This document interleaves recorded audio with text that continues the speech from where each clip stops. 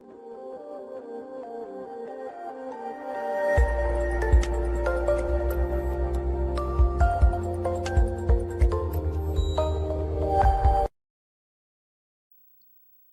other classification is that of the clandestine, or covert secret society.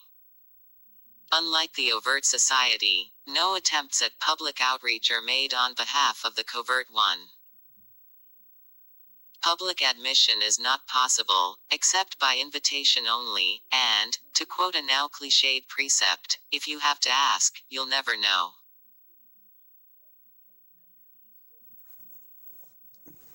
Reasons for this hermetically guarded level of secrecy may vary from organization to organization, but generally one thing in common is that their interests generally extend to widespread global geopolitical infiltration and influence, and at times, highly organized and systemic criminal and terrorist organizations.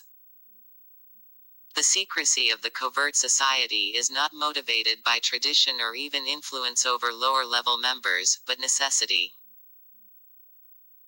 Both the much-dreaded specter of the Illuminati and the vow of silence practiced by the La Cosa Nostra syndicate are glaring examples of the occult operations of a covert secret society. Other times, the revelation of the covert society's existence could cause so much damage to well-established institutions, such as the Priory of Sion or the Bilderberg Group, that their very foundations could crumble, a moment such groups may indeed be hoping to seize upon. Instead, they bide their time, weaving their way into a highly complex web of intrigue and legend, fact and fiction, both insisting upon their non-existence and alternately placing public reminders of their alleged existence, in such a way that the idle observer is caught up in a wave of subterfuge and confusion.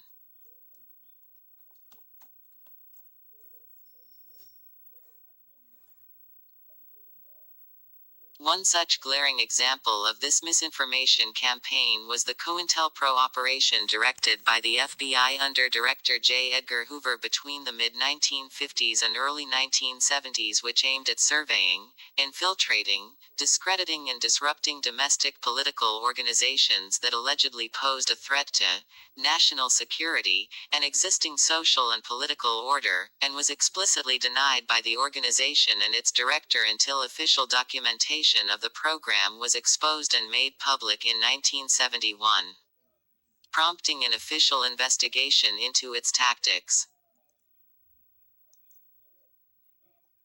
Leadership in covert societies are sometimes hereditary, being passed down in generational lines akin to monarchism, the reinstitution of which is, in fact, an alleged goal of some of these cliques. Other times, a feigned leadership has been attributed to noted historical and cultural figures through an elaborate campaign of misinformation and well-constructed lore, granting a lineal if seemingly improbable succession of historical validity to the machinations of a society.